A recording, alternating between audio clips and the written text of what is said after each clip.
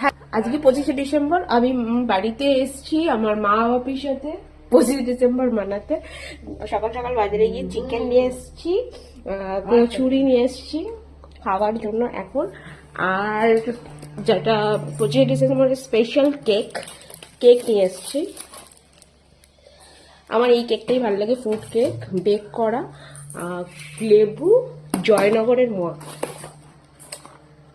এটা খুলে দেখতে হবে কেমন খেতে, বললো তো ভালো, জানো তো,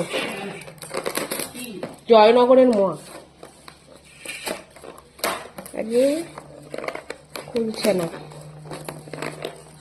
আমার মায়ের জন্য গুড়ও নিয়ে এসেছি, মা গুড় খেতে ভালোবাসে। খুলি।